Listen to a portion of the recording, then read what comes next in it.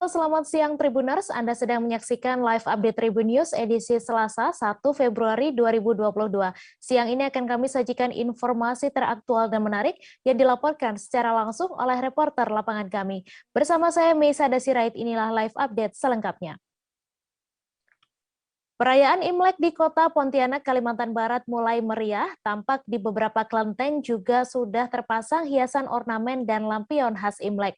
Bahkan tidak hanya itu, di kelenteng Kuantiebio yang terletak di Jalan Diponegoro Pontianak sudah terpampang 5 ekor replika harimau yang berada di sisi kiri dan kanan kelenteng dengan ukuran cukup besar sehingga menambah semaraknya perayaan Imlek tahun ini.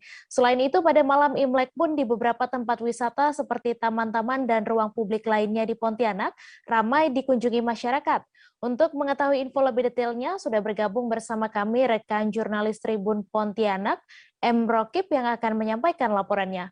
Halo, rekan Rokip. Ya, halo Mei. Iya, silakan dengan informasi Anda seperti apa perayaan Imlek di kota Pontianak, Kalimantan Barat, Rokip. Ya, dalam rangka menyambut Hari Imlek, sejak malam tadi ya, di Kota Pontianak itu antusias masyarakat memang cukup tinggi ya menyambut Hari Raya Imlek. Sebagaimana di beberapa tempat wisata ataupun taman-taman maupun ruang publik yang ada di Kota Pontianak, Kalimantan Barat itu mulai dipadati oleh pengunjung baik dari Kota Pontianak maupun luar Kota Pontianak. Nah, memang momen-momen tersebut pada malam Imlek itu tepatnya pada pukul 00 waktu Indonesia Barat itu memang merupakan momen penting atau momen yang meriah bagi masyarakat Kota Pontianak dalam rangka merayakan Hari Imlek seperti itu ya. Nah, semalam juga beberapa pejabat-pejabat juga mengunjungi beberapa kelenteng yang ada di Kota Pontianak. Tampak memang sudah terpasang seperti ornamen-ornamen maupun lampu-lampion ya. Bahkan terdapat beberapa hiasan lainnya yang menjadikan Imlek tahun ini lebih meriah seperti itu, Mei. Iya, kemudian Rokip, apakah ada kegiatan-kegiatan yang dilarang dalam perayaan Imlek tahun ini di Pontianak?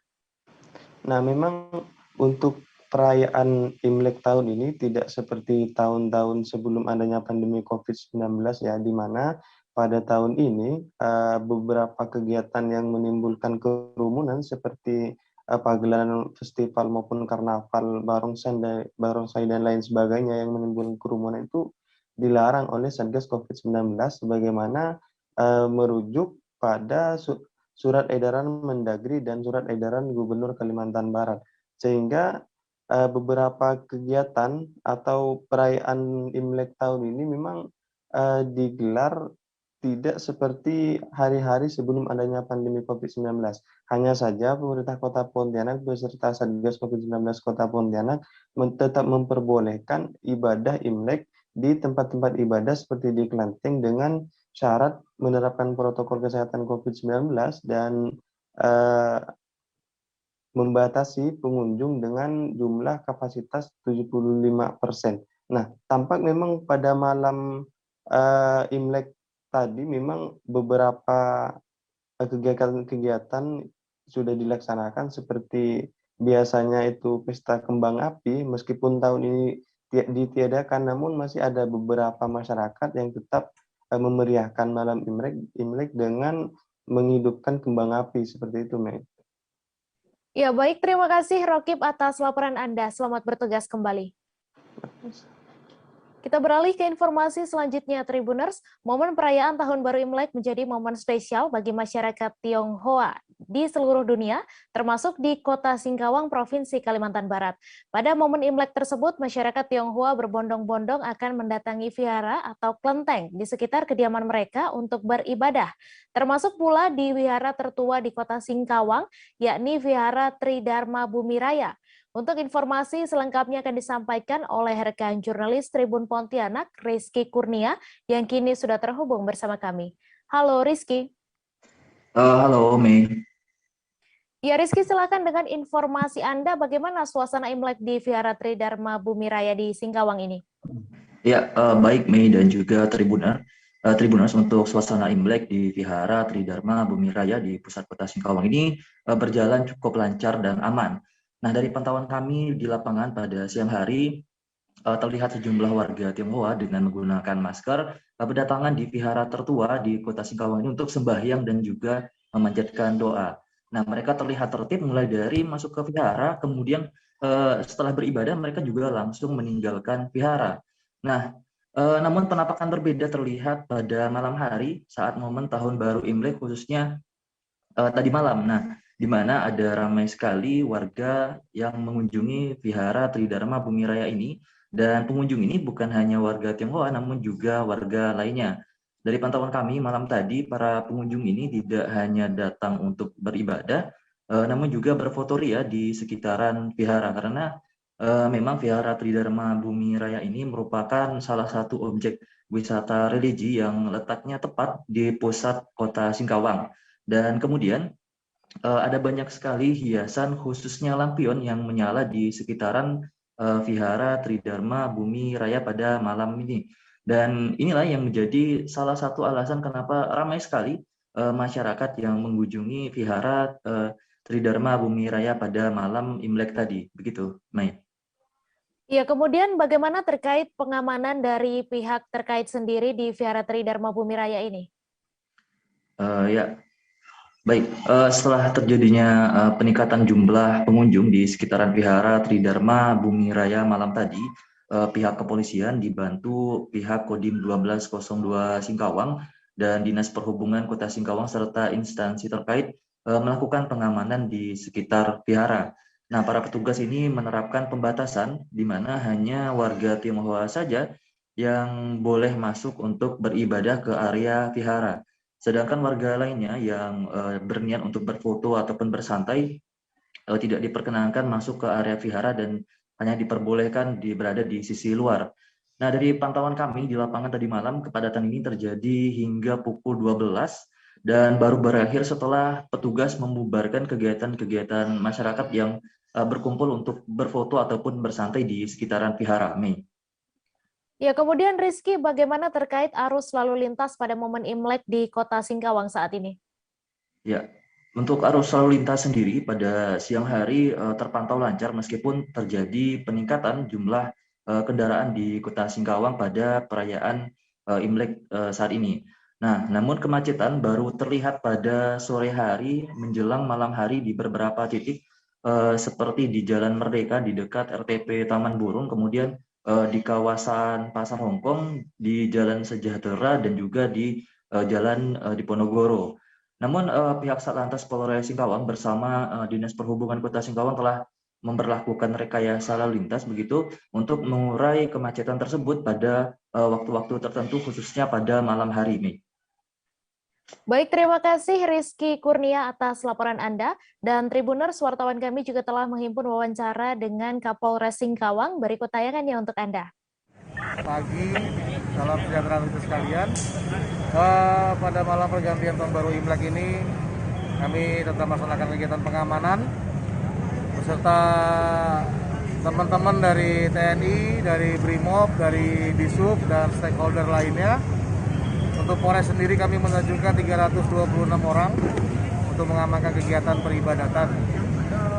Kegiatan cukup padat, namun kami berusaha memisahkan antara pengunjung dengan masyarakat yang ingin beribadah agar tidak terganggu dan peribadatan dapat berjalan dengan lancar, dengan tertib, dengan sehat. Kami mohon maaf bila mungkin ada pengunjung yang biasanya bisa menyaksikan kegiatan peribadatan sekarang menjadi terganggu karena memang situasi pandemi masih berlangsung dan Kota Singkawang juga terus bertambah angka positif. Per hari ini sudah ada 20 orang yang terkonfirmasi positif dan kita sudah terjadi transmisi lokal. Jadi kami mohon untuk masyarakat tetap menerapkan prokes di dalam kegiatan sehari-hari. Sehari sebelum Tahun Baru Imlek, beberapa orang pengunjung kelenteng Tapekong di Jalan Jenderal Sudirman, Tanjung Selor, Kabupaten Bulungan, mulai ramai untuk merayakan ibadah sejenak. Kelenteng yang berada di tepian Sungai Kayan tersebut merupakan satu-satunya kelenteng yang berada di ibu kota Kalimantan Utara. Dari pantauan Tribun Kaltara, tampak pengunjung berusia tua atau lansia hingga anak-anak juga turut hadir ke kelenteng dengan menerapkan protokol kesehatan yang ketat. Untuk info selengkapnya akan disampaikan rekan jurnalis Tribun Kaltara, Georgie Sentana Silalahi yang kini sudah terhubung bersama kami. Halo rekan Georgie.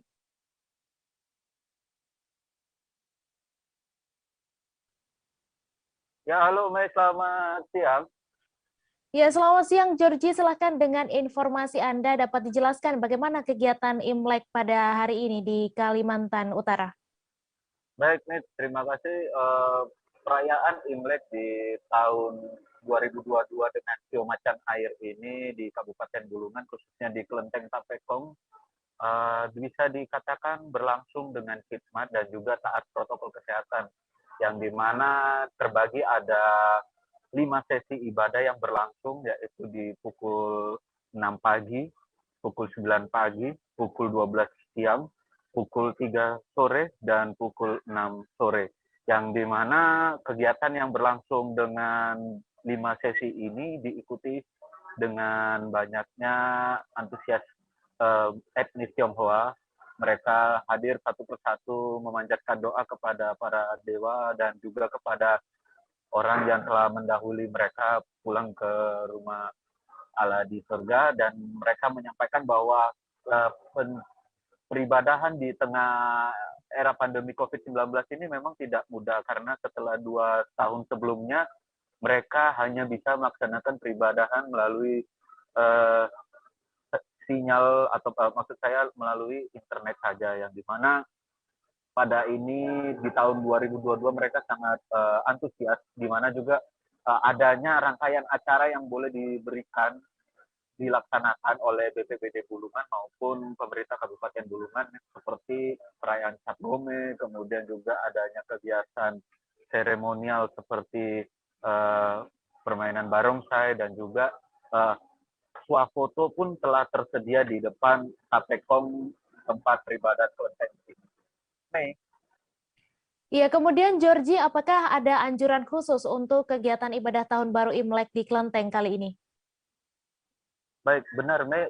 Anjuran khusus dari Kabupaten Bulungan, khususnya BPBD, menyampaikan untuk acara seremonial boleh dipresentasikan 50%, di mana tetap menjalankan protokol kesehatan dengan tetap 3M. Dibutuhkan beberapa tempat seperti pencucian tangan maupun hand sanitizer ataupun bilik sterilisasi di lokasi kelenteng, yang dimana hal ini untuk sebagai upaya peminimalisir penyebaran COVID-19 atau gelombang ketiga di Kabupaten Bulungan itu bisa tetap teratasi, sehingga BPBD menghimbau nantinya acara runtutan, yaitu adanya Cap Gome juga di tanggal 15 Februari mendatang, harus bisa menjadi contoh dan juga bisa menjadi acuan untuk setiap peribadahan ataupun perayaan nasional di keagamaan di Kabupaten Bulungan. Ya, kemudian Georgie, apakah ada kegiatan khusus di lokasi kelenteng seperti spot swafoto atau yang lainnya? Baik, Mei, benar, untuk rangkaian acara seperti swafoto maupun barongsai yang ada di Kabupaten Bulungan, tepatnya di Jalan Jenderal Sudirman ini, memang sudah dicanangkan oleh pihak penyelenggara di Kelenteng Tapekong, di mana arus lalu lintas juga sudah kondusif, diatur sedemikian rupa oleh jajaran Polres Bulungan, dan juga diharapkan nantinya acara ini bisa berlangsung sekitar jam 4 sore maupun malam hari mungkin di jam 8, di mana disampaikan oleh Ketua Pelaksanaan Hari Besar Imlek Kabupaten Bulungan, Pak Hendra. Dia menyampaikan supaya ini juga bisa memberikan dampak dan juga manfaat kepada masyarakat sekitar untuk tetap menghargai dan menjunjung tinggi hari besar-besar agama yang ada di Indonesia, khususnya agama Tionghoa yang merayakan Tahun Baru Imlek tahun 2022. Mungkin itu yang bisa dapat saya sampaikan, Mei. Kembali ke studio. Baik, terima kasih Georgie atas laporan Anda, dan Tribuners, wartawan kami juga telah menghimpun wawancara dengan salah seorang pengunjung. Berikut tayangannya untuk Anda.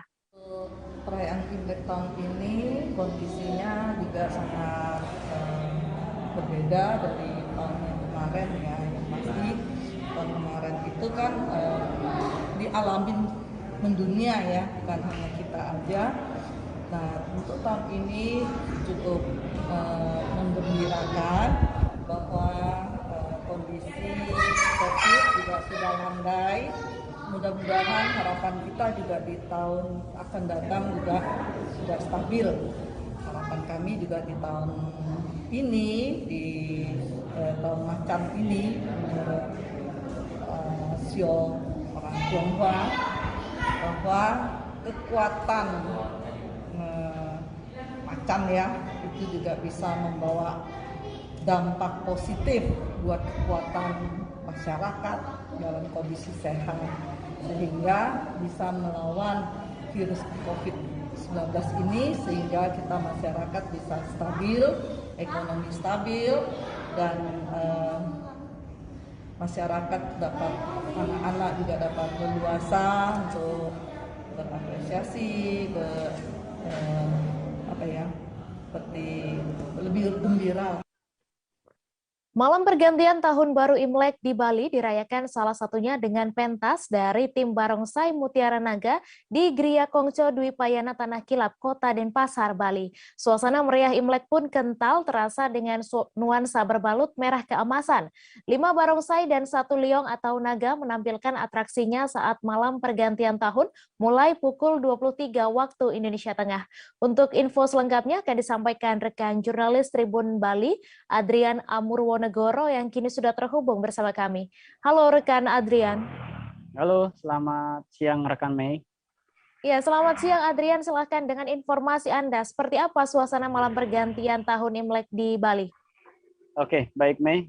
Dapat saya informasikan bahwa meskipun masa pandemi COVID masih berlangsung, namun tidak mengurangi kemeriahan dari perayaan malam Tahun Baru Imlek atau malam pergantian Tahun Baru Cina 2573 yang berlangsung di Gria Kongco Dwi Payana Tanah Kilap, Kota Denpasar. Dan semalam Mei bahwa ditampilkan 5 barongsai dan juga 1 leong saat tepat pada momentum malam pergantian tahun. Pementasan barongsai ini juga memiliki makna bahwa umat atau etnis Tionghoa diharapkan dengan penampilan barongsai ini juga membuka jalan kemakmuran di tahun yang baru ini. Selain itu juga sebelum dilaksanakan pentas barongsai juga dilakukan persembahyangan yang dinamakan sembahyang menjemput dewa, Mei. Iya, kemudian apa saja prosesi yang dilakukan oleh umat saat menyambut Imlek ini? Ya, umat Buddha maupun Tionghoa di Gria Kongco Tanah Kilap ini sudah mulai melakukan kegiatan, prosesi-prosesi, dan juga ritual sejak beberapa hari yang lalu. Seperti sekitar beberapa hari yang lalu juga dilakukan ibadah atau sembahyang mengantar dewa. Kemudian juga ada pula kegiatan prosesi ritual penyucian rupang atau patung dewa-dewa. Ada beberapa patung yang disucikan dengan dimandikan dengan air suci atau yang disebut air cendana. Dan prosesi pembersihan itu juga dimaksudkan untuk memohon izin dan juga kelancaran dalam menempuh tahun yang baru nanti, dan juga dibersihkan dari segala hal yang buruk tentunya. Dan untuk perayaan Imlek sendiri juga di Gria Kongco Tanah Kilap dilaksanakan dengan protokol kesehatan dan juga meriah dengan hadirnya pementasan barongsai, 5 barongsai dan juga liong tersebut, yang memang tradisi tersebut dilakukan dari tahun ke tahun, Mei. Baik, terima kasih Adrian atas laporan Anda. Selamat bertugas kembali. Kita beralih ke informasi selanjutnya, Tribuners. Indonesia memiliki kekayaan budaya dari Sabang hingga Merauke. Salah satu yang menarik adalah upacara adat yang biasanya dilakukan secara turun-temurun sesuai dengan kepercayaan di daerah masing-masing. Seperti halnya di Kabupaten Kepulauan Sangihe yang memiliki acara adat yang disebut Tulude. Upacara adat Tulude merupakan sesuatu yang sakral yang dilakukan masyarakat Sangihe. Untuk info selengkapnya akan disampaikan oleh rekan Nelti Manamuri, wartawan Tribun Manado yang kini sudah terhubung bersama kami. Halo Nelti. Ya, halo Mei. Ya Nelti, silahkan dengan informasi Anda bisa dijelaskan apa definisi dari Tulude ini. Ya, baik Mei, dapat kami jelaskan. Tulude sendiri itu merupakan masyarakat Kepulauan Nusa Utara yang meliputi Sangihe, Talaut, Sitaro, Sulawesi Utara punya upacara adat yang disebut Tulude, dan khususnya di Kabupaten Kepulauan Sangihe baru saja melaksanakan pada 31 Januari kemarin, yang upacara Tulude merupakan acara sakral yang dilakukan sebagai rasa syukur atas segala berkat terhadap Mauru Atau Genggonarangi atau bahasa Indonesianya yaitu Tuhan Yang Maha Kuasa. Dan makna Tulude sendiri juga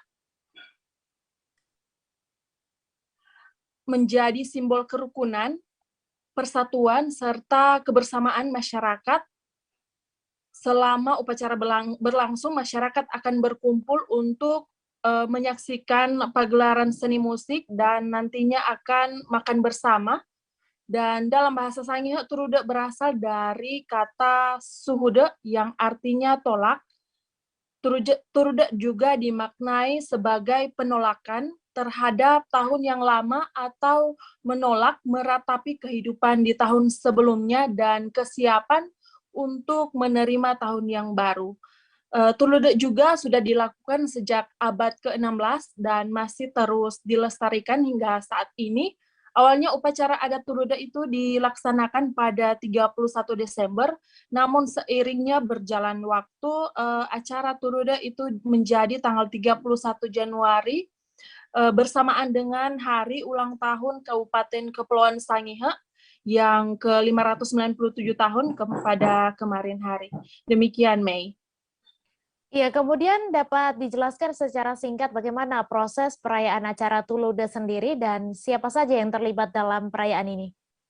Ya, baik, Mei. Dapat kami laporkan, Tulude adalah upacara adat sekaligus juga merupakan suatu pesta rakyat ya. Jadi, kesemuanya itu ada masyarakat umum, khususnya masyarakat Kabupaten Kepulauan Sangihe. Pada setiap perayaan Tulude diundang juga tamu-tamu kehormatan yang biasanya merupakan pejabat atau tokoh masyarakat yang berjasa bagi daerah dan juga masyarakat umum. Salah satu bagian penting dalam upacara adat Tulude yaitu pemotongan kue adat Tamo. Pemotongan dan pembagian kue Tamo ini memiliki makna mendalam, di antaranya sebagai bentuk penghargaan dan kebersamaan untuk prosesi kue Tamo, mulai dari cara membawa, memotong, dan membaginya memiliki tata cara sendiri yang tentunya sangat unik. Dan acara ini juga melibatkan rombongan pembawa kue Tamo, barisan pengiring dan tari-tarian, serta pentua adat yang mengucapkan pesan-pesan dalam bahasa daerah yang halus, bahasa asli yang digunakan oleh orang tua dulu. Kelompok masyarakat penyelenggara secara gotong royong menyediakan jamuan di mana setiap orang yang dapat menikmati makanan yang sudah disediakan dari setiap kampung-kampung yang ada di Kabupaten Kepulauan Sangihe. Demikian, Mei. Baik, terima kasih Nelti atas laporan Anda. Selamat bertugas kembali. Terima kasih, Mei. Kami akan kembali selesai jeda sejenak. Saudara tetap di Live Update. Oke, apa kabar Bang Ariski di sini untuk strateginya? Kalau saya sendiri di Game Week 37 ini yang semalam baru mulai, Apa yang saya dirasakan udah Kautsar Hitam? Sebenarnya aku nggak ngerasa itu penangkapan atau penggerebegan atau apapun itu, karena gini loh, posisinya aku lagi main Jadi kita mengenal disebut dengan stroke yang tidak berdarah dengan stroke yang berdarah. Stroke yang tidak berdarah itu biasanya ditandai dengan adanya penyumbatan. Kalau itu terjadi di sini mungkin pikirnya tidak ke situ kali ya, tapi kalau di Korea atau di Kamboja itu ada beberapa paper yang saya itu mas, ya, dulunya tukang koran. Oh gitu ya. Tukang koran. Ya, saya baca itu Pak. Tuh kan pernah baca kan? Ya. Jadi kalau saya jadi pangdam itu udah bersyukur banget. Si anak ini dijadikan sebagai tersangka begitu. Ya, kalau ini kita bicara yang di luar kasus Sebongombo ya. Dengan nama hujan shower, di mana terdapat batas jelas antara daerah hujan dan tidak hujan yang biasanya terjadi pada fase awal mature stage atau tahap berbahaya dewasa. itu Kang. Jadi mulai artinya terjadinya perlembekan. Nah itu untuk penetrasi akan sulit. Gitu ya. Dok, saya ini menurut saya memang tidak mudah, bukan urusan tanah diambil. Kalau misalnya Amerika Serikat sekarang, Rasulullah mengatakan dalam sebuah hadis bahwa berpuasa di 6 hari Syawal itu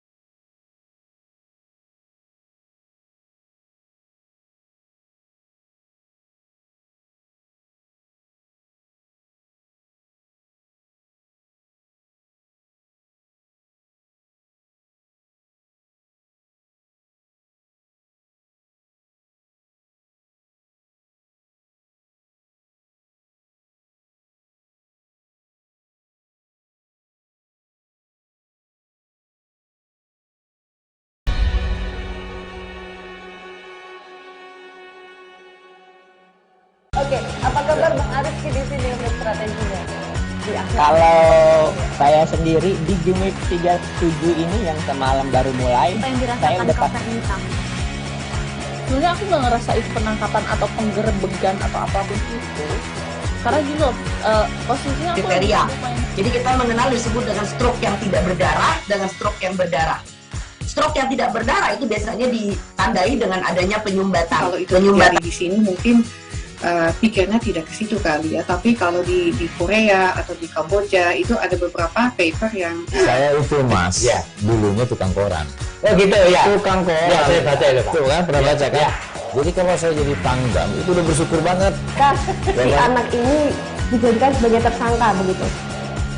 Ya, kalau ini kita bicara yang di luar kasus Sebongombo ya. Dengan nama hujan shower, di mana terdapat batas jelas antara daerah hujan dan tidak hujan yang biasanya terjadi pada fase awal mature stage atau tahap berbahaya dewasa. itu Kang.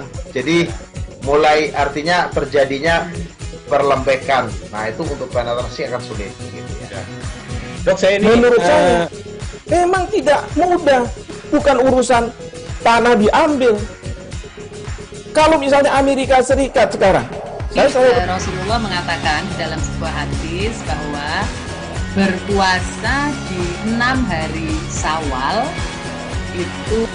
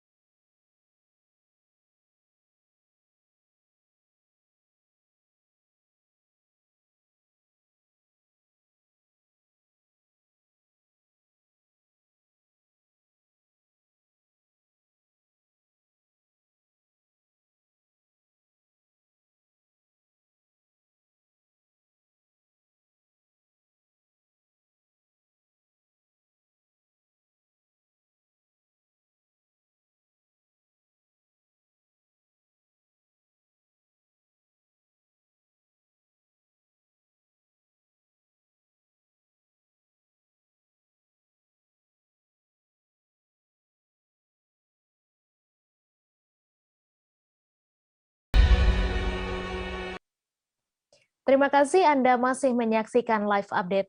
Perayaan Imlek di Pekanbaru tahun ini masih tetap dilaksanakan seperti tahun lalu, yakni dengan sederhana, mengingat sampai saat ini masih dalam masa pandemi. Pengelola Vihara Dharma Loka Pekanbaru, Hendri, mengatakan untuk tahun ini perayaan Imlek juga dirayakan secara sederhana sesuai dengan imbauan pemerintah untuk menjaga protokol kesehatan. Bahkan untuk pelaksanaan sembahyang di Vihara juga dilaksanakan secara terbatas dan semua pelaksanaan kegiatan diselenggarakan dengan mengikuti protokol kesehatan. Untuk info selengkapnya akan disampaikan rekan jurnalis Tribun Pekanbaru, Alexander Kitonanma, yang kini sudah terhubung bersama kami. Halo rekan Alex. Halo, selamat siang Mei. Ya, selamat siang. Silahkan dengan informasi Anda, seperti apa suasana pelaksanaan perayaan Imlek di Pekanbaru tahun ini? Baik, terima kasih Mei. Selamat siang rekan-rekan Tribunar semua. Seperti tahun lalu, untuk tahun ini pelaksanaan Imlek pada tahun 2022 ini masih sama seperti tahun 2021 kemarin, di mana pelaksanaan kegiatannya dilaksanakan secara terbatas, termasuk untuk pelaksanaan sembahyangnya pada hari ini. Demikian, Mei. Ya, kemudian Alex, bagaimana suasana pelaksanaan sembahyang di vihara atau kelenteng sendiri? Nah, biasanya pelaksanaan sembahyang itu sangat ramai ya, diikuti oleh warga Tionghoa tentunya pastinya, terutama pada hari tanggal 1 Februari ini biasanya. Namun untuk tahun ini dilaksanakan sangat terbatas. Nah, untuk jumlahnya biasanya itu sekitar 400 sampai 500 orang yang bisa mengikuti sembahyang di Vihara Dharma Loka yang ada di Jalan Karet, Pekanbaru. Namun untuk tahun ini sangat terbatas jumlahnya, itu maksimal hanya 120 orang yang bisa mengikuti kegiatan sembahyang tersebut. Demikian rekan Mei. Ya, kemudian apa yang menjadi harapan warga dan tokoh Tionghoa sendiri di Tahun Baru Imlek kali ini? Warga Tionghoa berharap agar Imlek kali ini membawa banyak keberkahan walaupun dalam masa pandemi ya sampai saat ini. Dan kebetulan pada saat momen pergantian tahun baru Imlek tahun ini disambut dengan guyuran hujan yang cukup deras. Sejak tadi malam sampai tadi pagi memang cukup deras, dan diharapkan warga Tionghoa mengharapkan hal itu membawa keberkahan tersendiri ke depannya, sehingga banyak keberkahan yang diterima oleh masyarakat secara keseluruhan. Demikian, Mei. Baik, terima kasih Alexander atas laporan Anda, dan Tribuners, wartawan kami juga telah menghimpun wawancara dengan pengelola Vihara Dharma Loka Pekanbaru. Berikut tayangannya untuk Anda. Pada tahun ini ya kita Imlek, kegiatan sih tidak ada kegiatan, cuma ada yaitu kegiatan sembahyang ya yang dilaksanakan tanggal 1 Februari 2022 pukul 9. Jadi umat yang mau datang kemari itu dibatasi. Jadi tidak bisa semua umat yang hadir. Umat yang hadir sesuai dengan kapasitas 120 orang. Biasanya lebih kurang 3 sampai 400 orang. Untuk prokes ya kita siapkan cuci tangan, hand sanitizer, cek suhu tubuh, dan wajib menggunakan masker dan menjaga jarak.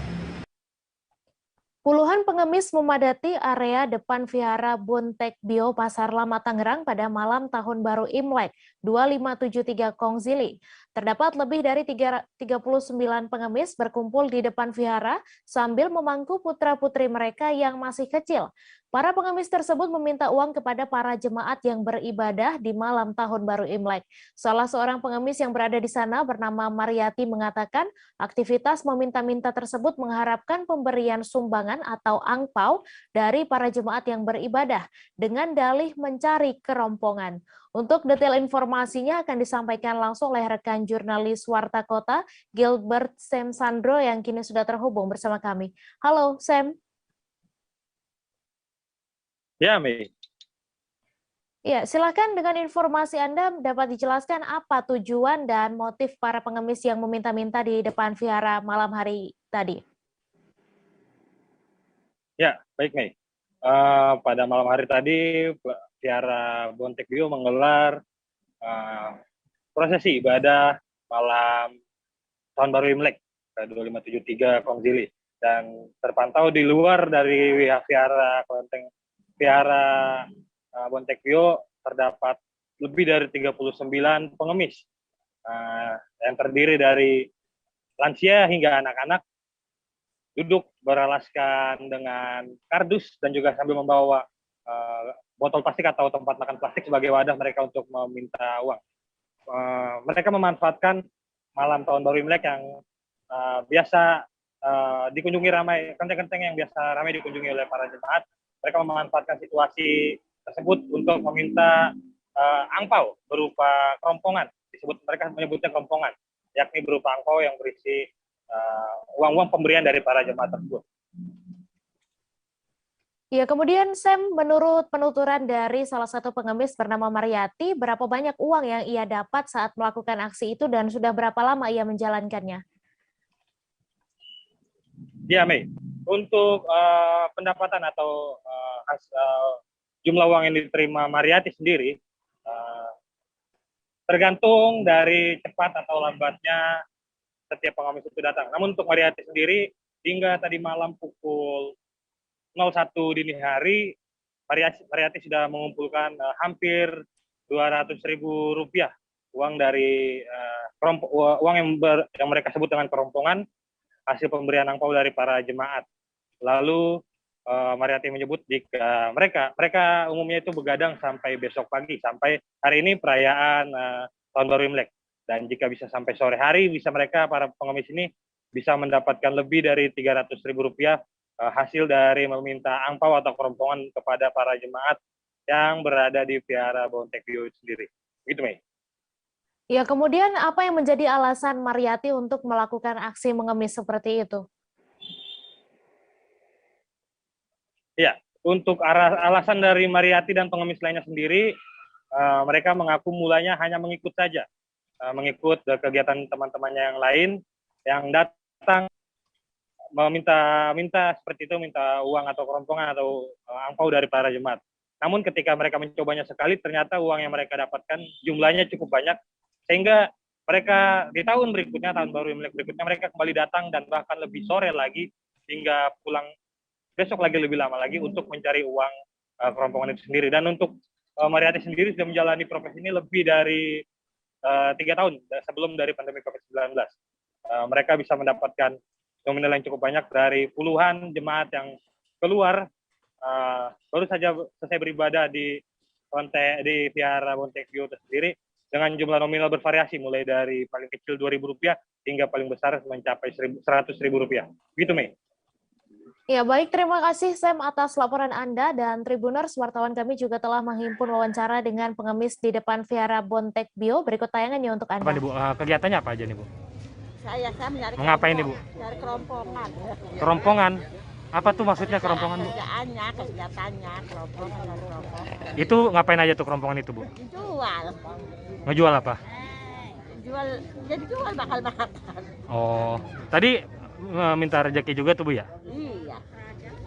Sama orang lakinya udah kakek enggak ini. Warga mana, Bu? Orang Mauk saya. Mauk? Iya, oh. Mauk Barat. Emang biasa kayak gini tiap tahun? Iya, enggak tahun, tapi kalau enggak tahun bang enggak. Dari kerompongan aja saya nyari. Ke Vihara yang ini Bontekvio atau keliling? Apanya? Enggak keliling. Di sini doang? Ya sih 2 tahun doang saya emang kan. Ada alasannya nggak kenapa ke sini? Di sini apa lebih rame? Rame. Yang dikasih gede-gede juga, Bu, ya? Ya segitulah dapat. Ya dapat aja bakal kelas. Biasa tiap malam itu dapat malam Imlek dapat berapa, Bu? Di sini? Hah? Iya, paling nggak dapat cepet semua ya. 100.000. Dari berapa orang? Dari berapa orang? Banyak. Berapa orang yang ngasih 100.000, Bu? Ya, berapa orang. Bisa dapat berapa semalam, Bu? 2.000 paling nggak cepet dapat ya. 100.000 ya? Iya. Oh ya. Ini begini apa memang karena butuh atau seperti apa, Bu? Ya namanya nggak tahu ya begini mah kita aja rame-rame. Ya emang butuh orang-orang nggak punya saya. Oh. Kalau nggak begini mah bagaimana? Tapi senang dikasih kayak gini, Bu, ya? Senang, gembira hati. Ini lagi lebaran, ya lebaran orang sini. Masyarakat di Kota Solo berkerumun untuk menyaksikan lampion di Balai Kota Solo dan Pasar Gede pada Senin 31 Januari kemarin. Kerumunan tetap terjadi meski sudah diberi peringatan untuk menerapkan protokol kesehatan.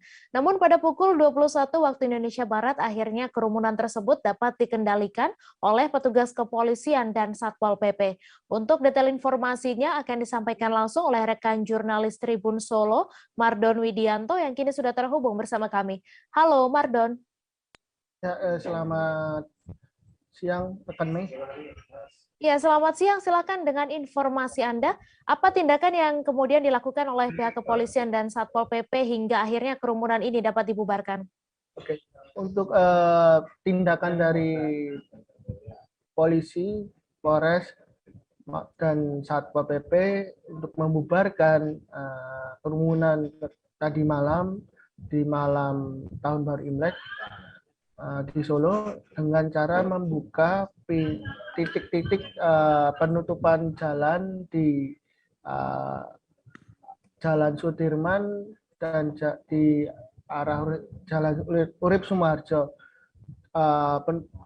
Pembukaan itu dimulai dari tahap pembukaan arus kendaraan roda 2, lanjut kemudian dibuka untuk kendaraan roda 4. Ya, kemudian Mardon, bagaimana arus lalu lintas sendiri saat terjadinya kerumunan? Oke, untuk arus lalu lintas sendiri saat kejadian saat itu masyarakat langsung membubarkan diri, dikarenakan juga lampion di Pasar Gede dan di Balai Kota di Balai Kota itu dimatikan, dan selain itu juga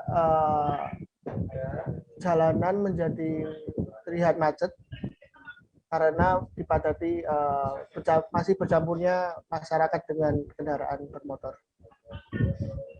Baik, terima kasih Mardon atas laporan Anda. Dan Tribuners, wartawan kami juga telah menghimpun wawancara dengan Wakasat Binmas Polresta Solo. Berikut tayangannya untuk Anda. Dimatikan lampunya. Nah, dengan harapan tadi bisa mengurangi kerumunan. Dan jalan dibuka lagi, Benda? Iya, untuk jalan kami normalkan kembali supaya masyarakat segera bisa pulang dan juga masyarakat yang dari luar kota tidak tersendat di sekitaran Jalan Jenderal Sudirman atau tempat balik kota ini. Nah, melihat sekilas untuk prokes sendiri seperti apa, Dan? Terima kasih.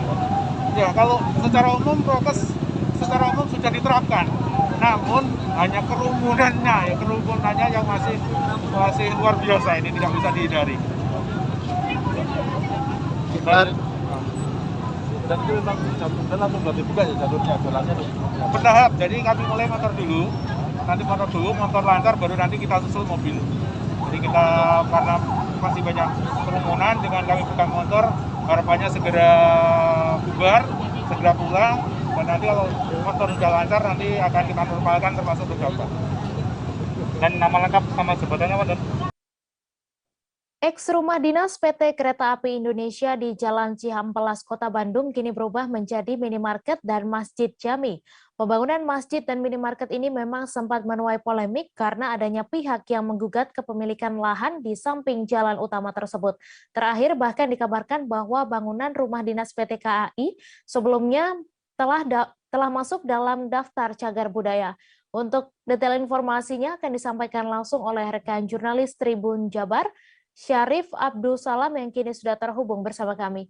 Halo rekan Syarif.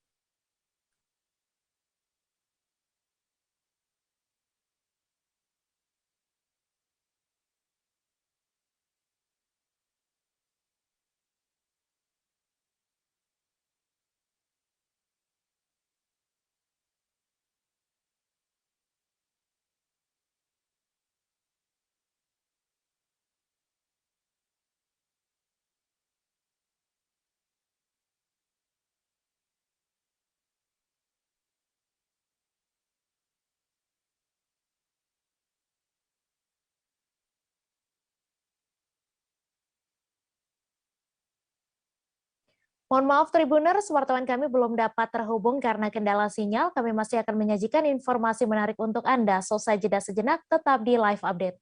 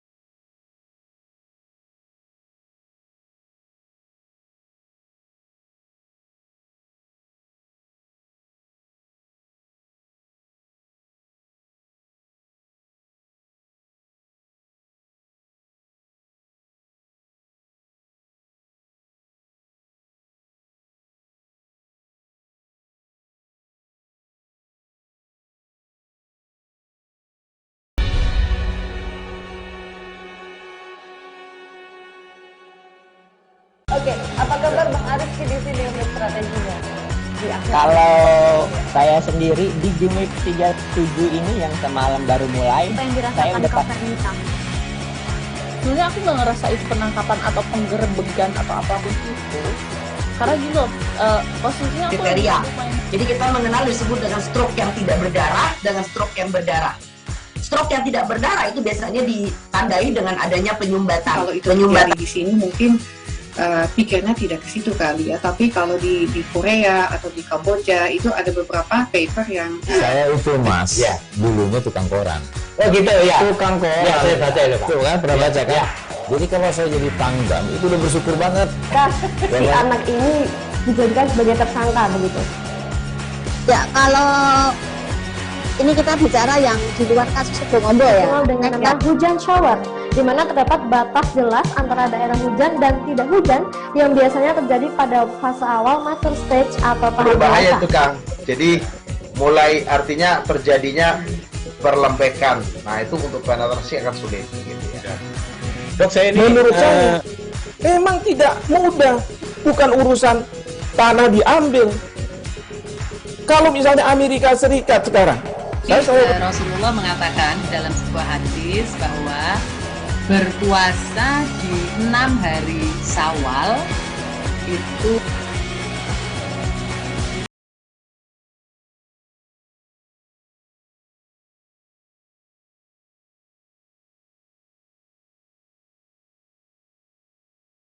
datang sebagai sahabat yang hadir setiap saat, menemani wilayah demi wilayah.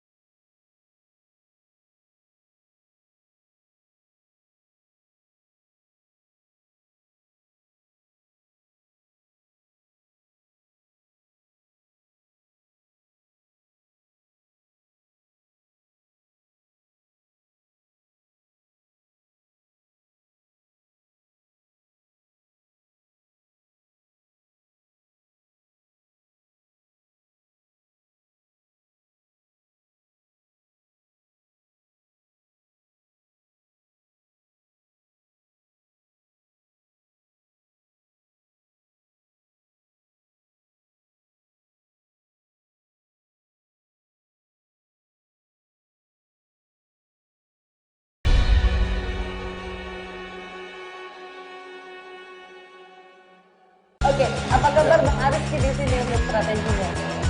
Kalau saya sendiri di Jumip 37 ini yang semalam baru mulai, saya udah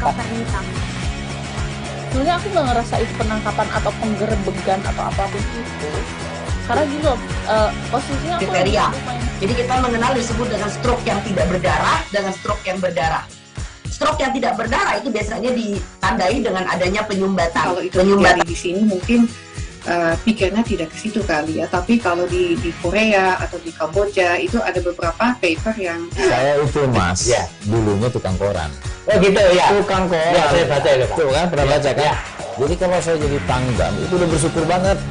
Si anak ini dijadikan sebagai tersangka begitu. Ya, kalau ini kita bicara yang di luar kasus Bongombo ya. Dikenal dengan nama hujan shower, di mana terdapat batas jelas antara daerah hujan dan tidak hujan yang biasanya terjadi pada fase awal mature stage atau tahap Berbahaya dewasa. itu Kang.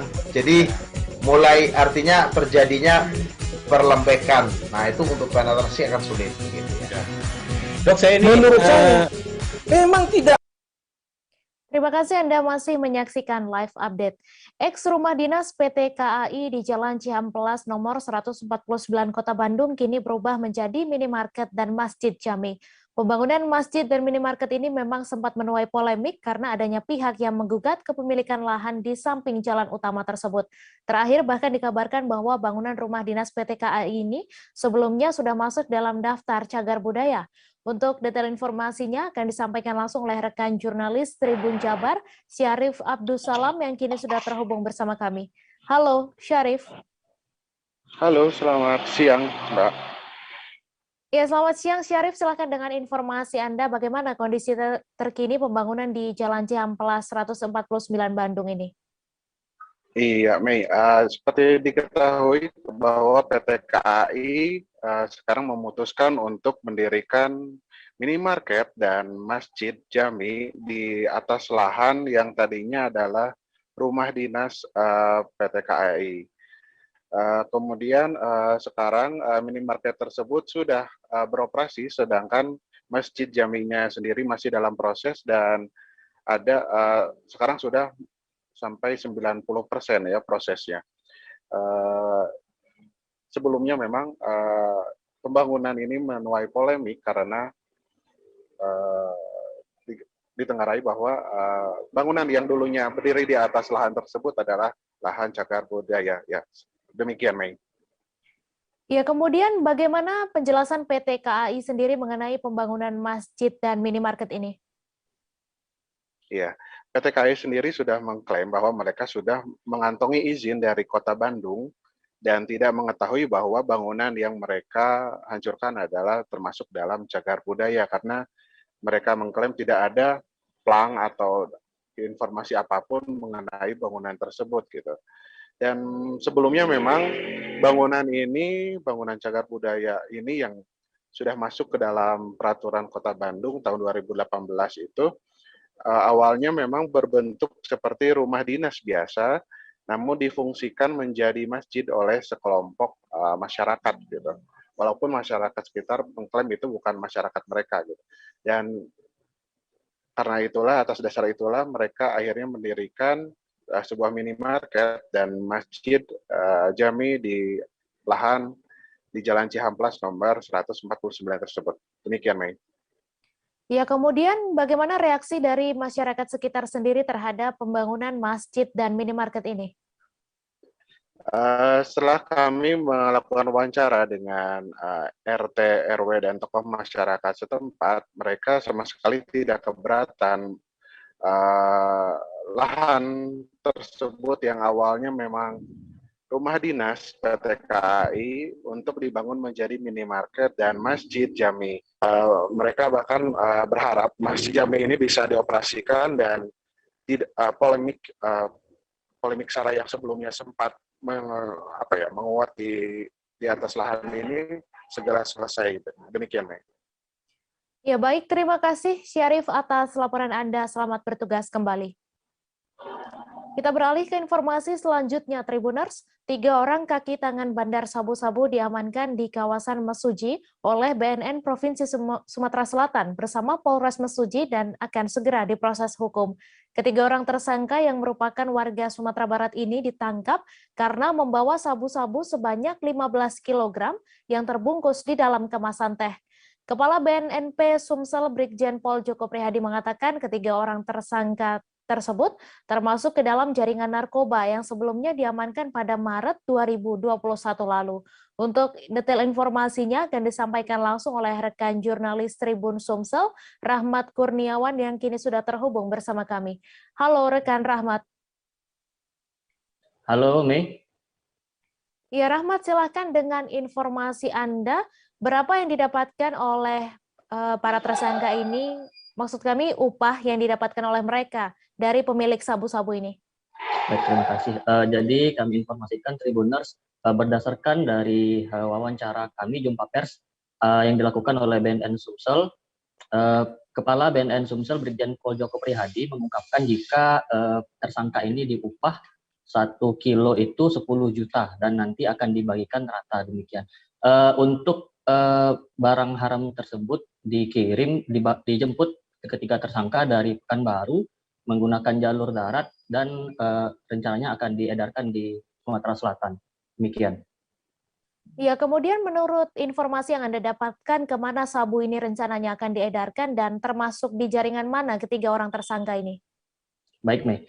Untuk sementara ini BNN Provinsi Sumsel berpendapat bahwa untuk sementara ini sabu-sabu sebanyak 15 kg ini akan diedarkan di kawasan Ogan Komering Ilir, Sumatera Selatan. Namun pihaknya masih akan melakukan pengembangan kemana tujuan akhir sebenarnya dari ketiga tersangka ini.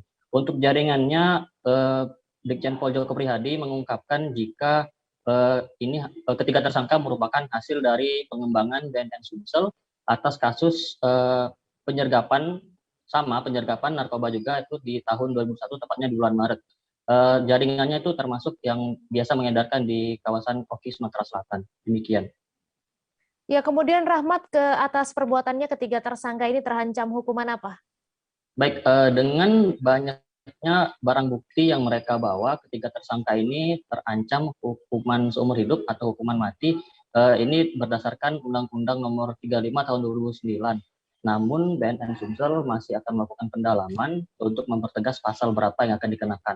Termasuk juga untuk mendalami lagi apa sebenarnya peran dari ketiga orang ini, apakah mereka pengedar atau juga termasuk sebagai bandar. Demikian. Baik, terima kasih Rahmat atas laporan Anda, dan Tribuners, wartawan kami juga telah menghimpun keterangan dari Kepala BNN Sumsel. Berikut tayangannya untuk Anda. Kita melakukan pengungkapan kasus narkoba dengan melakukan RPE, Raid Planning Execution. Ini kita mengungkap sabu seberat 15.333,91 gram atau 15,3 kilo. Narkotika jenis ekstasi sebanyak 10 butir. Tersangka semuanya 7 orang tersangka. Wilayahnya itu Kenten Laut, Lubuk Linggo, Prabu dan daerah perbatasan Mesuji. Dilakukan oleh personil BNP Sumatera Selatan mendapatkan hasil membanggakan melalui penyitaan narkotika ini. Kita dengan adanya penyitaan narkotika ini, penangkapan ini, kita bisa menyelamatkan anak bangsa. Diperkirakan jumlahnya 76.670 jiwa. Untuk kasus pertama, pada tanggal 15 Januari 2022, daerah Kenten Laut, Banyuasin. Kejadian pada pukul 22.45 WIB, tepatnya Jalan Raya Desa Kenten Laut, Kecamatan Taman Kelapa, Kabupaten Banyuasin, Provinsi Sumatera Selatan. Bidang pemberantasan BNN Sumatera Selatan melakukan penangkapan terhadap FR yang menggunakan kendaraan bermotor jenis Honda merek PCX warna biru tanpa plat nomor bagian depan dan belakang, serta melakukan penggeledahan badan dan menemukan satu buah rokok sampingan di dalamnya terdapat satu paket kecil yang diduga narkotika jenis sabu dengan berat bruto lebih kurang 2,77 gram yang disimpan di saku celana sebelah kiri FR. Satu ekor sapi betina milik warga ditemukan mati di mangsa harimau di Dusun Blanggadeng, Desa Semananjaya, Kecamatan Rantau Perelak. Pemilik sapi bernama Hussein menemukan sapinya tinggal kerangka di areal penggembalaan di kawasan perkebunan sawit. Untuk detail informasinya akan disampaikan langsung oleh rekan jurnalis Serambi News, Seni Hendri, yang kini sudah terhubung bersama kami. Halo Seni. Halo rekan Mai. Iya, Seni, silakan dengan informasi Anda, kapan pemilik sapi ini menemukan sapinya setelah mati? Ya rekan Mai, pemilik sapi bernama Hussein ini menemukan sapinya sudah mati. Dia menemukan sapinya tinggal kerangka di areal perkebunan sawit pada Minggu 30 Januari 2022 sore. Yang mana sebelum dia menemukan sapinya tinggal kerangka, dia sudah mencari sapinya 2 hari sebelumnya. Sebelum akhirnya pada Minggu sore itu dia menemukan sapinya sudah mati tinggal kerangka. Begitu rekan Mei. Iya, kemudian saat di lokasi penemuan bangkai sapi ini, apakah warga sempat melihat harimau pemangsa tersebut atau seperti apa? Ya rekan Mei, waktu Hussein bersama sejumlah warga berada di lokasi saat menemukan sapinya tinggal kerangka, warga tidak melihat atau tidak menemukan adanya harimau. Hanya saja warga melihat banyak bekas kaki harimau. Jadi warga menduga bahwa harimau lebih dari satu. Karena selain ada bekas kaki induknya, juga ada bekas kaki anak-anaknya, rekan Mei. Demikian rekan Mei. Ya, kemudian Seni, apakah kasus sapi di mangsa harimau ini pernah terjadi sebelumnya dan apa harapan dari warga sekitar? Ya, rekan Mei.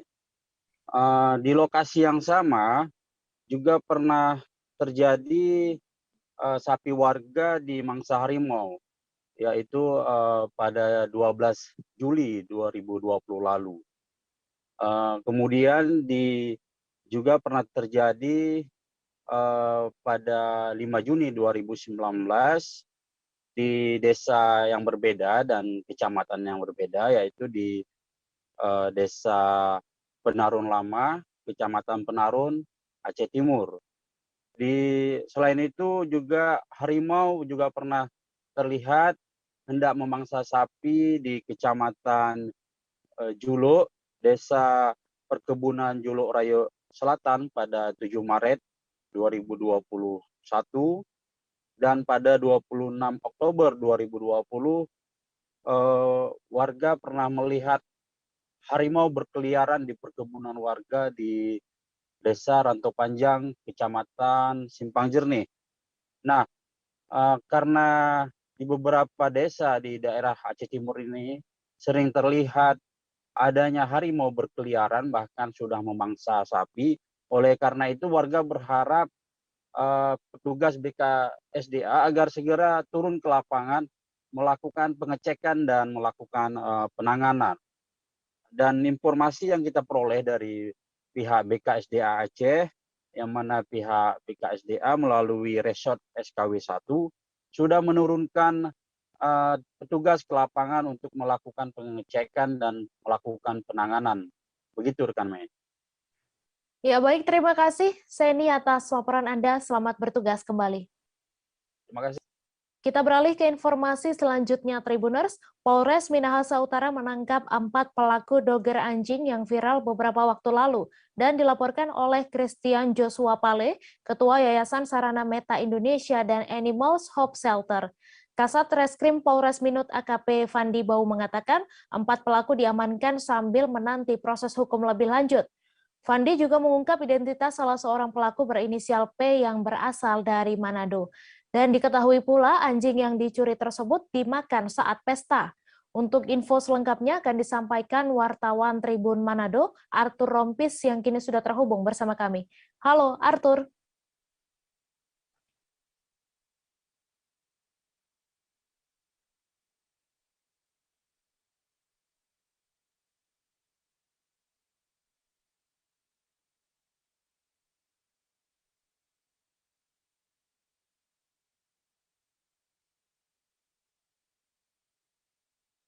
Kita beralih ke informasi selanjutnya, Tribuners. Satuan Reserse Narkoba Polresta Cirebon berhasil mengungkap 5 kasus peredaran gelap obat keras terbatas di wilayah Kabupaten Cirebon. Dari pengungkapan kasus tersebut, petugas juga mengamankan 7 tersangka. Kapolresta Cirebon, Kombes Pol Arif Budiman mengatakan seluruh kasus itu berhasil diungkap jajarannya selama periode Januari 2022. Untuk info selengkapnya akan disampaikan rekan Ahmad Imam, wartawan Tribun Cirebon yang kini sudah terhubung bersama kami. Halo, rekan Ahmad. Iya, halo, Mai. Ya, silakan dengan informasi Anda bagaimana kronologi pengungkapan kasus peredaran obat keras terbatas di Kabupaten Cirebon ini. Ya, jajaran Satuan Reserse Narkoba mengungkap 5 kasus peredaran obat keras terbatas itu semenjak awal Januari hingga akhir Januari.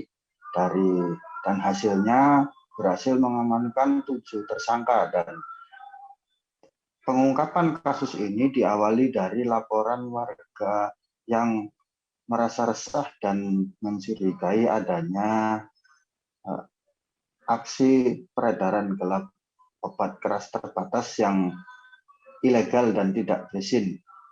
Sehingga dari laporan tersebut ditindaklanjuti oleh petugas dan berhasil mengamankan 7 tersangka di 5 lokasi berbeda. Di antaranya di Kecamatan Babakan, Pabuaran, Gegesik, Kaliwedi, dan Ciledug. Demikian, Mei. Ya, kemudian bagaimana modus para tersangka ini dalam mengedarkan obat-obatan tersebut? Ya, dari hasil pemeriksaan sementara dan menurut keterangan dari kepolisian diketahui bahwa para tersangka mengedarkan obat-obatan tersebut dengan modus yang hampir sama, yakni menjual secara sembunyi-sembunyi dan bermodus toko kelontong ataupun warung kopi pinggir jalan. Dan mereka menjualnya secara tertutup dan hanya kepada para pelanggannya, sehingga masyarakat umum secara sekilas tidak akan mengetahui bahwa para tersangka menjual obat-obatan tersebut, karena memang sangat tertutup dan hanya diketahui oleh orang-orang tertentu saja. Demikian, Mei. Iya, kemudian Ahmad, apa tindakan selanjutnya dari kepolisian sendiri setelah mengungkap kasus peredaran obat-obatan ini? Ya, jajaran Satuan Reserse Narkoba Polresta Cirebon terus mengembangkan kasusnya untuk mengungkap dan mengusut tuntas kasus peredaran gelap obat-obatan keras terbatas atau golongan G, karena penangkapan 7 tersangka kali ini juga pada mulanya merupakan hasil pengembangan dari ditangkapnya beberapa pengedar ataupun pengecer obat-obatan itu pada awal Januari lalu. Kemudian dari hasil pengembangan itu di para tersangka yang berjumlah 7 orang ini merupakan pengedar atau bisa disebut dengan grosirnya, dan saat ini petugas mengembangkan kasusnya untuk mengungkap bandar besarnya, karena dari pengakuan para tersangka yang berjumlah 7 orang yang kali ini diamankan, mereka mendapat pasokan obat-obatan itu dari wilayah luar Cirebon seperti Jakarta dan Bogor. Dan diketahui juga bahwa 7 orang tersangka ini merupakan jaringan peredaran obat-obatan keras terbatas lintas daerah dan lintas provinsi. Mereka juga sudah berpindah-pindah dari sejumlah daerah, dan misalnya dari Bandung dan lainnya. Kemudian di Cirebon sendiri mereka sudah beroperasi selama 1 hingga 2 bulan, sehingga dari kasus ini petugas masih mengembangkannya untuk mengungkap dan membongkar sindikat peredaran gelap obat-obatan terbatas. Demikian, Mei. Baik, terima kasih Ahmad Imam atas laporan Anda, dan Tribuners, wartawan kami juga telah menghimpun keterangan dengan Kapolresta Cirebon. Berikut tayangannya untuk Anda. Pengungkapan ini dilaksanakan di periode bulan Januari 2022 sampai dengan hari ini. Dari total keseluruhan ada 7 tersangka yang diamankan, dan dari 7 tersangka dimaksud diamankan dari 5 lokasi kecamatan peredaran obat daftar E atau obat keras di wilayah Kabupaten Cirebon. Dari 7 tersangka ini yang menarik adalah 7 tersangka ini adalah termasuk dalam jaringan peredaran obat-obatan keras atau daftar E lintas kota, lintas provinsi. Di mana dari 7 tersangka ini diamankan barang bukti diantaranya sebagai berikut. Yang pertama, jenis dextro atau pil DMP sebanyak 6.805 butir. Kemudian jenis trihexyphenidyl sebanyak 9.517 butir. Dan kemudian tramadol 3.444 butir serta Excimer 1.271 butir. Yang kemudian dari keseluruhan BB tersebut kita amankan dari beberapa TKP, yaitu di Kecamatan Babakan, Kecamatan Kaliwedi, Kecamatan Pabuaran, serta Kecamatan Pagedilan dan juga Gresik.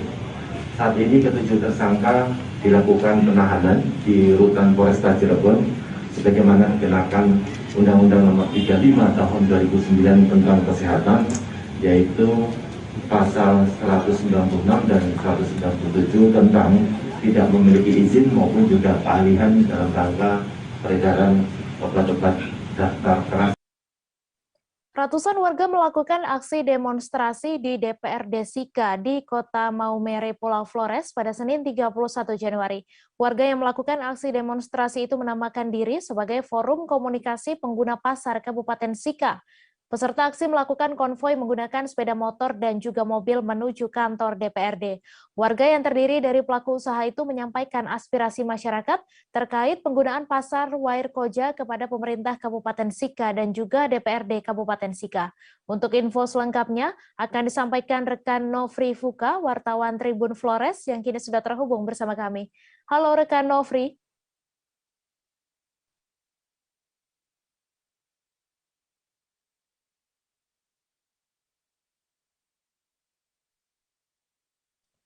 Halo rekan Nofri.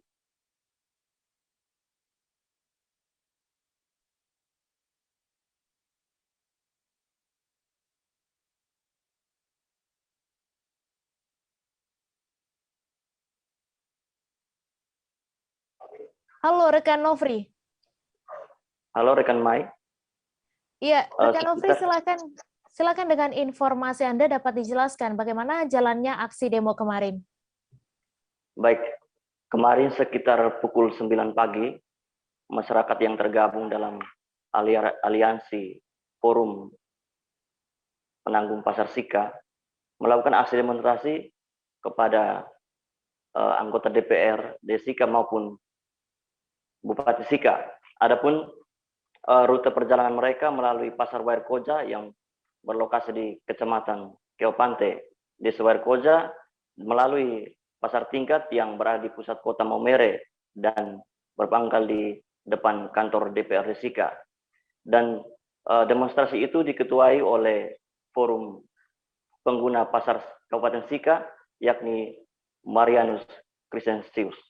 Dan dalam aksi demonstrasi tersebut, ketika sampainya mereka di kantor DPRD Sika, mereka disambut oleh Wakil Ketua DPRD Sika, Joseph Karmianto Iri. Sekian. Iya, kemudian apa tuntutan dari para pendemo ini dan bagaimana juga tanggapan dari DPRD Kabupaten Sika? Baik rekan Mai, alasan utama yang menjadi motivasi bagi masyarakat dalam hal ini pelaku usaha di ketiga pasar, yakni Pasar Wairkoja, Pasar Tingkat, dan Pasar Alok untuk melakukan aksi demonstrasi adalah karena berkaca dari beberapa pengalaman sebelumnya, masyarakat mengalami penurunan pendapatan dalam usaha mereka berdagang di ketiga pasar ini. Hal ini dikarenakan oleh hadirnya pasar-pasar yang tidak terdaftar dalam pemerintahan, seperti Pasar Wuring, juga pasar ini Waipare dan sekitarnya, Pasar Geliting, dan juga tempat penceceran ikan di TPI Maumere. Oleh karena itu, dan dengan difasilitasi oleh Forum Penanggung Pasar Kabupaten Sika, dalam ini yang turut memfasilitasi dalam menyampaikan aspirasi masyarakat, mereka bergerak menuju ke kantor DPR untuk menyampaikan apa yang mereka lakukan dan juga kepada Bupati setelah beberapa jam di kantor DPR Sika. Adapun tuntutan-tuntutan yang mereka sampaikan dirangkum dalam 7 poin. Yang pertama, mereka memohon supaya kehadiran pasar-pasar ilegal, baik Pasar Wuring, Pasar Waipare yang berdekatan dengan Pasar Geliting, maupun TPI yang menjadi tempat pencemaran setiap pagi, diharapkan untuk ditutup. Dan juga yang berikut, mereka meminta supaya portal yang berada di Pasar Alok agar segera dibuka karena melihat juga bahwa masyarakat mengalami penurunan pendapatan, dan oleh karena itu mereka mengalami kesulitan dalam membayar retribusi. Oleh karena itu melalui Ketua Forum Komunikasi Pengguna Pasar Sika, Marianus Crescentius, beliau menyampaikan supaya portal Pasar Alok agar segera dibuka. Dan juga berkaitan dengan pengelolaan pasar, masyarakat juga minta supaya kedepannya itu pemerintah juga bekerja sama dengan masyarakat dalam hal ini musyawarah dalam menentukan kebijakan-kebijakan yang ditetapkan di pasar-pasar. Dan juga yang terakhir berkaitan dengan pandangan masyarakat pada beberapa waktu yang lalu yang berkaitan dengan pengalaman mereka mengunjungi pasar tingkat dan pasar itu dicap sebagai pasar yang kumuh, kotor, mereka juga meminta supaya pemerintah bisa mengalihkan pengelolaannya kepada badan atau forum komunikasi pengguna SIKA atau masyarakat sendiri yang mengelolanya. Dan juga berkaitan dengan sikap masyarakat dalam hal ini yang tidak menggunakan ketiga pasar yang sudah didaftar secara resmi, mereka meminta supaya pemerintah bertindak tegas. Demikian. Ya, kemudian bagaimana tanggapan dari DPRD Kabupaten Sika dan juga Bupati Sika terkait tuntutan para pendemo ini? Baik rekan Mai, saat para demonstran tiba di depan kantor DPRD, mereka disambut oleh Wakil Ketua DPRD Kabupaten Sika, yakni Joseph Karmianto Eri, dan beliau juga meminta perwakilan dari masyarakat untuk melakukan dialog secara internal dalam gedung DPRD Sika, dan dalam dialog tersebut juga Wakil Ketua DPRD bersama beberapa dewan lainnya juga menegaskan mereka juga sudah mengambil tindakan dalam hal memberikan rekomendasi untuk dilakukan penertiban terhadap pasar-pasar ilegal yang belum ditertibkan atau dalam artian yang belum ditertibkan secara efektif karena sikap masyarakat yang belum sadar betul. Hal ini dikatakan oleh Wakil Ketua DPRD Sika bahwa mereka menegaskan mereka sudah memberikan rekomendasi terkait masalah atau persoalan-persoalan yang sering masuk dalam meja DPR dan mereka bahas bersama.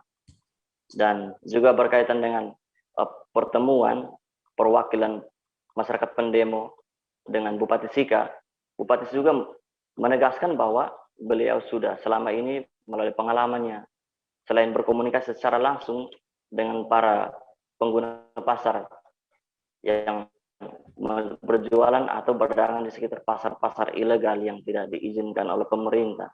Namun, beliau juga menemukan bahwa yang menjadi fokus permasalahan di sini adalah kesadaran masing-masing pribadi dari para pedagang tersebut.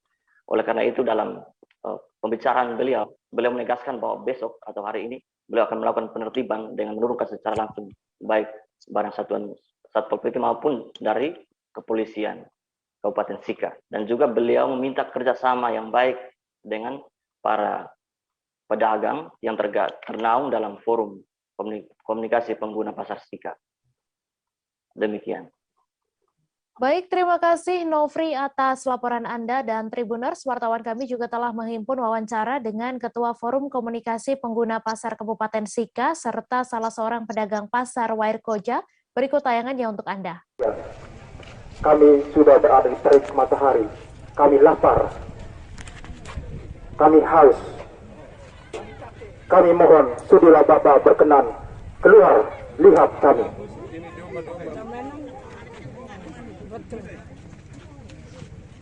Sebelum kami memasuki gedung yang agung ini, sudilah berikan senyum, sapaanmu di hadapan kami semua, agar kami yang haus dan lapar ini sedikit bisa terobati.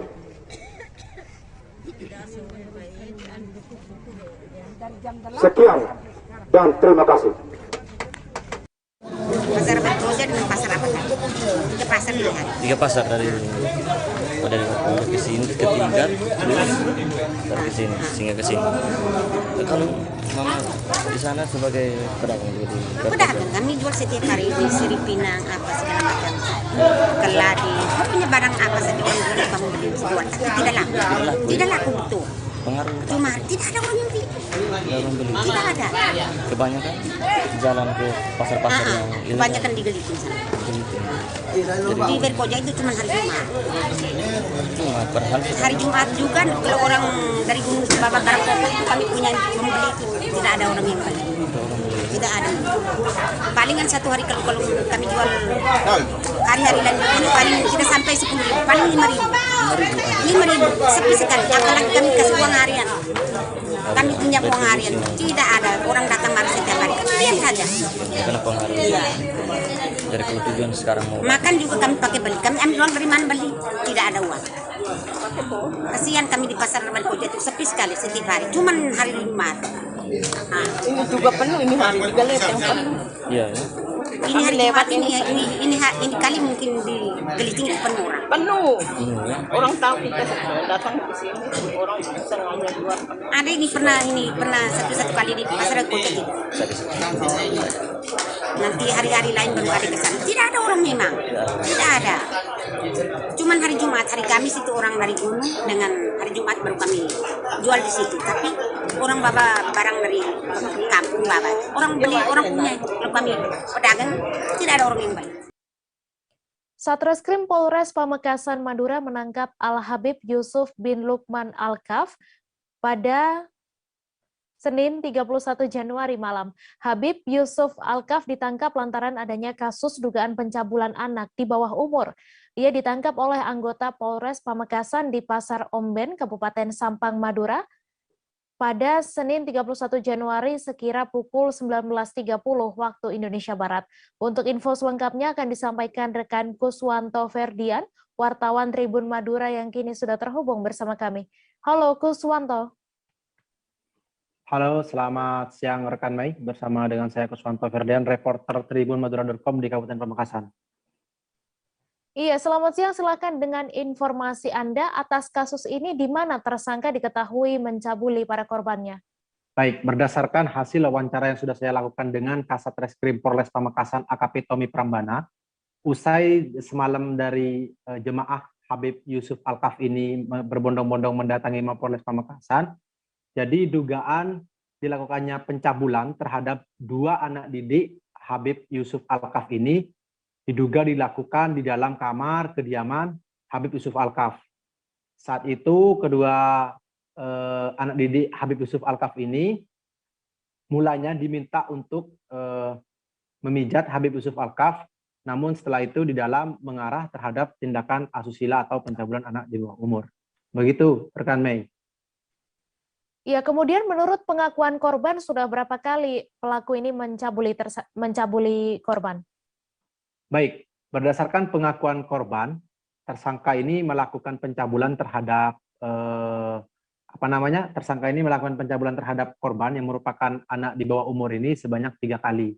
Dan juga Satreskrim Polres Pamekasan semalam juga memberitahu bahwa korban ini tidak hanya sekali saja dilakukan pencabulan, antara 2 sampai 3 kali. Pencabulan itu dilakukan terhadap Habib Yusuf Al-Kaf terhadap 2 anak didiknya. Begitu rekan Mei. Ya, kemudian apa yang menjadi permintaan para jemaah dari Habib Yusuf Al-Kaf ini saat mendatangi Mapolres Pamekasan? Baik, semalam ini jemaah dari Habib Yusuf Al-Kaf ini merupakan gabungan daripada orang tua dan juga anak muda, yang ada juga ibu-ibu, bapak-bapak, dan juga ada anak-anak di situ yang juga ikut berbondong-bondong datang ke depan kantor Mapolres Pamekasan. Mereka menyuarakan supaya Habib Yusuf Al-Kaf ini dikeluarkan dari dalam kantor Satreskrim Polres Pamekasan. Karena semalam Habib Yusuf ini ditangkap saat hendak mengisi pengajian di Kecamatan Omben, Kabupaten Pamekasan. Namun Habib Yusuf ini ditangkap oleh anggota Polres Pamekasan saat hendak keluar dari pasar. Saat hendak keluar dari pasar, setelah itu langsung ditangkap oleh anggota Polres Pamekasan dan dibawa ke kantor Satreskrim Polres Pamekasan. Nah, adanya penangkapan ini dari pihak petugas berdasarkan dengan adanya 2 kali pemanggilan terhadap tersangka namun tidak datang ke kantor Satreskrim Polres Pamekasan, sehingga dari pihak penyidik menaikkan status menjadi tersangka. Dan saat malam itu saat hendak Habib Yusuf Al-Kaf ingin berdakwah di Kabupaten Sampang, yang bersangkutan langsung diamankan oleh pihak polisian. Begitu rekan Mei. Ya, baik, terima kasih Kuswanto Ferdian atas laporan Anda, dan Tribuners, wartawan kami juga telah menghimpun wawancara dengan para jemaah. Berikut tayangannya untuk Anda. Mengkondisikan keadaan ketika masyarakat ingin unjuk rasa di polisi, saya selalu ngehem. Kemarin dia mau berangkat, aku hem, jangan. Jadi saya merasa sangat menyesal banget dengan kejadian yang seperti ini. Artinya seharusnya kalau nangkepnya di Omben kan keliru. Ini kan kejadian di wilayah Pamekasan. Apalagi dalam rangka acara pengajian, Pak, penangkapannya, Pak. Ini dalam rangka pengajian. Pak. mengecewakan masyarakat Muslim, mengecewakan Muslim banget. Dan ini surat penangkapan tidak ada, ini paksaan. Permintaan kami sebagai murid-murid Habib Yusuf minta tolong dibebaskan. Karena tidak bersalah. Karena tidak bersalah. Apapun alasannya yang jelas Habib itu sebagai guru kami tidak bersalah. Benar sama orang. Kecuali Habib saya itu mengajarkan saya sesat. Gitu. Silahkan ditangkap. Satu. Kedua, saya mengatasnamakan dari perwakilannya Majelis Darul Hikam. Satu. Ketika permohonan kita tidak dipenuhi, maka kita tidak akan pulang. Satu. Kedua, tambah masa banyak lagi. Ini sudah lagi datang lagi. Semakin bertambah ini malam ini. Tambah. Karena Habib Yusuf tidak bersalah, Pak. Statusnya itu masih saksi, bukan tersangka. Katanya pengacara saya. Kita pakai pengacara, Pak, bukan main sembarangan. Gitu loh. Dalam kasus apa ini Habib Yusuf? Nah, tidak tahu aku. Kasusnya cuma praduga tidak bersalah. Dan kita sudah memberikan bocoran terhadap pihak Kapolres dan saya ini netral. Saya berpihak kepada polisi. Ayo, ketika nanti Habib Yusuf dipanggil, ya masa akan datang semua. Ini bukan fitnah, saya dapat bocoran. Ini ada fotonya. Tak tunjukin sama Pak Letima. Seorang wanita tunawicara berinisial Y, 16 tahun menjadi korban ruda paksa yang diduga dilakukan pelaku MS berusia 67 tahun. MS yang merupakan tetangga Y diketahui sudah 5 kali meruda paksa korban hingga kini korban tengah hamil. Upaya ruda paksa tersebut dilakukan salah satunya di sebuah kandang kambing. Untuk info selengkapnya akan disampaikan rekan Desi Purnamasari, wartawan Tribun Banten yang kini sudah terhubung bersama kami. Halo, Desi. Halo rekan Mei. Iya Desi, silakan dengan informasi Anda. Kasus gadis tunawicara yang diruda paksa ini berawal dari mana diketahuinya? Iya, baik rekan Mei dan juga Tribun News. Sebelumnya memang gadis tunawicara asal desa Mandaya, Kecamatan Carenang, Kabupaten Serang ini diketahui sedang mengandung 6 bulan, yakni pertama kali diketahui oleh pamannya. Saat itu keterangan dari Kapolres Serang AKBP Yuda Satria mengatakan bahwa sebelumnya korban berinisial Y ini main ke pekarangan tetangganya tersebut untuk meminta sebuah buah mangga muda. Namun kecurigaan bermula di situ kondisi perut Y tersebut dalam keadaan membuncit, dan pada saat diperiksa ternyata memang Y tersebut sedang mengandung selama 6 bulan. Begitu rekan Mei. Ya, kemudian sudah berapa kali dan di mana saja lokasi pelaku ini meruda paksa korban? Ya, keterangan dari Kapolres Serang AKBP Yuda Satria mengatakan bahwa MS melakukan hal tersebut memang pertama kali di kediamannya serta di kandang kambing milik tersangka. MS berawal memang mengiming-imingi Y, yakni dengan berupa uang tunai senilai 100.000 sampai dengan 15.000 kepada Y agar Y mau menuruti kemauan dari si MS tersebut. Dan memang pada saat melakukan hal tersebut juga MS dalam keadaan siang hari dan kondisi rumah MS sendiri sedang sepi, begitu rekan Mei. Iya, kemudian menurut informasi yang Anda dapatkan, apa motif dari pelaku ini sendiri? Untuk motifnya sendiri memang MS ini sudah lama ditinggal oleh sang istri yang memang sudah meninggal dunia. Dan memang MS ini menurut keterangan dari MS sendiri bahwa ia sering melihat Y yang datang ke pekarangan rumahnya dan ia merasa tertarik dengan gadis tunawicara tersebut. Dan ia pun berupaya untuk mengiming-imingi uang kepada Y. Dan hasratnya pun keluar saat melihat si korban tersebut, begitu Mei. Ya, baik, terima kasih Desi Purnamasari atas laporan Anda, dan Tribuners, wartawan kami juga telah menghimpun wawancara dengan Kapolres Serang. Berikut tayangannya untuk Anda. Tentunya tadi sudah saya sampaikan, ya, undang-undang tentang perlindungan anak. Ini ya. Dan Perlindungan anak itu perkosaannya itu nggak masuk kelompok perlindungan anak aja itu ya? Masuk. Ini kan sudah jelas. Jadi pasal 81 ayat 1 dan ayat 2 itu pasal 82 ya, Undang-Undang 23 tahun 2002 tentang perlindungan anak. dan buat udah stop aja dulu TV ya.